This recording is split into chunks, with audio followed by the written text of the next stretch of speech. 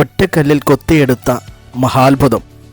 യുനെസ്കോയുടെ ലോക പൈതൃക പട്ടികയിൽ ഇടം നേടിയിട്ടുള്ള 8ാം നൂറ്റാണ്ടിൽ പല്ലവ രാജവംശം പണി കഴിപ്പിച്ച ഷോർ ടെമ്പിൾ.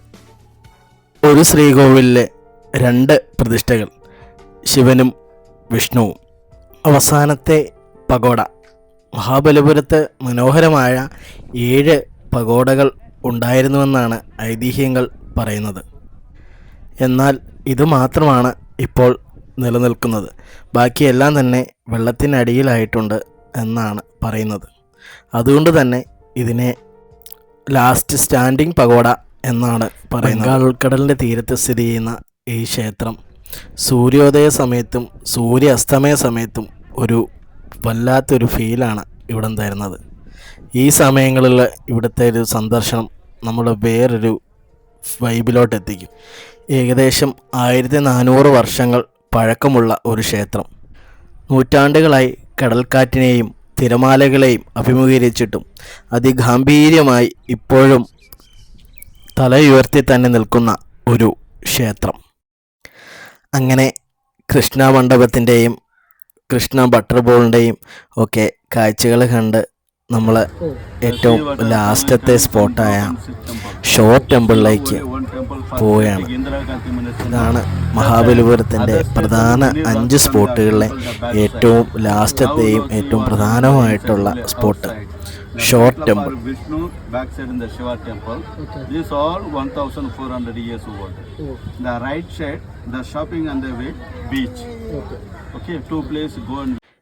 അങ്ങനെ നമ്മൾ ഇവിടുത്തെ കാഴ്ചകൾ കാണാനായിട്ട് ഇവിടെ ഓട്ടോയിൽ ഇറങ്ങി. ഏറ്റവും ഫ്രണ്ടിൽ തന്നെ ഇവിടെ ഒരു സെൽഫി സ്പോട്ടുണ്ട്. നമുക്ക് സെൽഫിയൊക്കെ എടുക്കാനായിട്ട് ഒരു സ്പോട്ട് നല്ല അലങ്കരിച്ചൊക്കെ വെച്ചിട്ടുണ്ട്.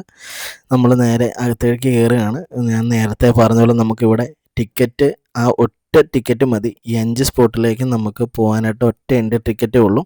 അപ്പോൾ ടിക്കറ്റ് നമ്മൾ എടുക്കുന്നത് സൂക്ഷിച്ച് തന്നെ നമ്മൾ വെക്കുക. നമ്മൾ നേരെ അകത്തേക്ക് കയറുകയാണ്. നല്ല കാഴ്ചകളാണ് കേട്ടോ. നമ്മൾ ഇവിടെ നിന്ന് അങ്ങോട്ട് കയറുമ്പോൾ നല്ലൊരു പച്ചപ്പ്, ഫുള്ളൊരു നല്ലൊരു സീനറിയൊക്കെ ഉണ്ട്. നല്ല രസമാണ്. നല്ല പുല്ല് പിടിപ്പിച്ച് വെച്ചിങ്ങനെ ഗ്രൗണ്ട്.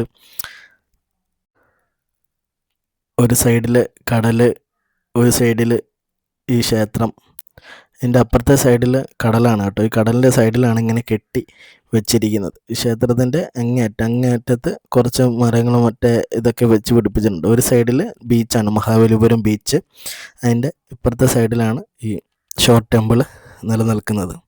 നമ്മൾ അമ്പലത്തിൻ്റെ അകത്തേക്ക് നമ്മൾ പോവുകയാണ്. അതുകൊണ്ട് ഏറ്റവും ഫ്രണ്ടിലെ ഒരു വ്യൂ ആണിത് ഈ കാണുന്നത്. മഹാബലിപുരത്തിൻ്റെ ഷോർ ടെമ്പിളിൻ്റെ ഏറ്റവും ഫ്രണ്ടിലെ വ്യൂ ആണ്. നല്ല ബലിക്കല്ലുകളാണ്, എല്ലാം കല്ലിലാണ് കൊത്തി എടുത്തിരിക്കുന്നത് ഈ ബലിക്കല്ലുകളെല്ലാം. ഈ ചരിത്രവും കലയും കടലും ഒക്കെ ഒന്നിക്കുന്നു എന്ന് പറയുന്ന ഒരു സംഭവമാണ് ഇവിടെ വരുമ്പോൾ. ഇത് വെറും ഒരു അമ്പലമല്ല, ഏകദേശം 1300 വർഷങ്ങൾ പഴക്കമുള്ളൊരു അമ്പലമാണ് ഈ ഷോർ ടെമ്പിൾ എന്ന് പറയുന്നത്. അതായത് ദക്ഷിണേന്ത്യയിലെ ഏറ്റവും പഴക്കം ചെന്ന ഒരു ക്ഷേത്രം. ബംഗാൾ ഉൾക്കടലിൻ്റെ വലിയ തിരമാലകൾക്കൊക്കെ എതിരായിട്ട് അഭിമാനത്തോടെ ഉയർന്നു നിൽക്കുന്ന ഒരു ക്ഷേത്രമാണ് ഈ ഷോർ ടെമ്പിൾ എന്ന് പറയുന്നത്. 8ാം നൂറ്റാണ്ടിലാണ് ഈ ക്ഷേത്രം പണി കഴിപ്പിച്ചതെന്നാണ് പറയുന്നത്. പല്ലവ രാജവംശത്തിൻ്റെ മുഖ്യ ശില്പികളാണ് ഈ ക്ഷേത്രം പണിതത്. ഈ ക്ഷേത്രം യുനെസ്കോയുടെ ലോക പൈതൃക പട്ടികയിൽ ഇടം നേടിയിട്ടുള്ള ഒരു ക്ഷേത്രമാണ്. ഇവിടെ 2 പ്രതിഷ്ഠകളാണുള്ളത്. ഒന്ന് ശിവനും പിന്നെ വിഷ്ണു. ഒറ്റ ക്ഷേത്രത്തിലാണ് 2 പ്രതിഷ്ഠകൾ ഉള്ളത്.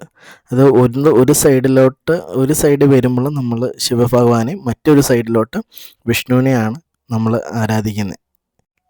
നമ്മൾ ഏറ്റവും ഫ്രണ്ട് സൈഡിലാണ് കേട്ടോ വിഷ്ണുവിൻ്റെ ഭഗവാനെ ആരാധിക്കുന്നത്. അതിൻ്റെ അപ്പുറത്തെ സൈഡ്, അതായത് കടലിൻ്റെയൊക്കെ സൈഡിലാണ് നമ്മൾ ശിവഭഗവാനായിട്ടുള്ള ഇതുള്ളത്, അമ്പലമുള്ളത്.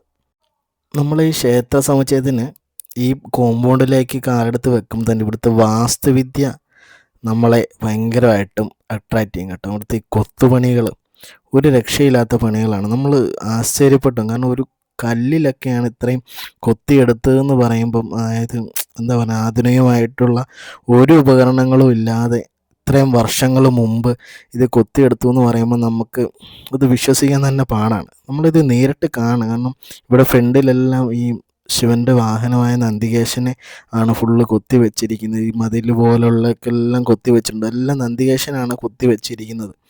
ഇതൊക്കെ ഒറ്റ കല്ലിലാണ് ഇവർ കൊത്തിയെടുത്തിരിക്കുന്നത് എന്നുള്ളതാണ് നമ്മുടെ ഏറ്റവും വലിയൊരു അത്ഭുതമായിട്ട് നമുക്ക് തോന്നുന്നത്. ഇവിടെ മനോഹരമായിട്ടുള്ള 7 പഗോഡകൾ ഉണ്ടായിരുന്നുവെന്നാണ് ഐതിഹ്യങ്ങൾ പറയുന്നത്. കാലക്രമേണ നമ്മുടെ തിരമാലകൾ, സുനാമി അങ്ങനെയുള്ള ഇതിൽ വന്നപ്പം ബാക്കിയെല്ലാം വെള്ളത്തിൽ താഴ്ന്നു പോയി.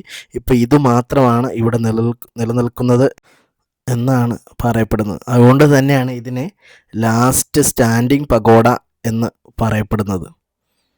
സൂര്യോദയ സമയത്തും സൂര്യാസ്തമയ സമയത്തും ഒക്കെ ഇവിടെ ഭയങ്കര മനോഹരമാണ്. ഇവിടെ ഈ സ്ഥലം സന്ദർശിക്കാൻ വേറൊരു വൈബാണ് കേട്ടോ ഇവിടെ വരാനായിട്ട്. നിങ്ങൾ തമിഴ്നാട്ടിലേക്കൊക്കെ യാത്ര പ്ലാൻ ചെയ്യുകയാണെങ്കിൽ ഈ ഷോർ ടെമ്പിൾ തീർച്ചയായിട്ടും കണ്ടിരിക്കേണ്ട ഒരു സ്ഥലമാണ് കേട്ടോ. വരുമ്പോൾ ഒന്നെങ്കിൽ വൈകുന്നേരം അല്ലെങ്കിൽ രാവിലെ ആ ടൈമിലോടുകൂടി വരിക. ആ സമയത്തൊരു ഭയങ്കര ഒരു രസമാണ് ഇവിടെ കാണാനായിട്ട്. അപ്പം ഈ വീഡിയോ ഇഷ്ടപ്പെട്ടെങ്കിൽ ലൈക്ക് ചെയ്യാനും ഷെയർ ചെയ്യാനും കമൻറ്റ് ചെയ്യാനും മറക്കരുത്. കൂടുതൽ യാത്രാ വീഡിയോസിനായിട്ട് travel and explore with Sree subscribe ചെയ്യുക.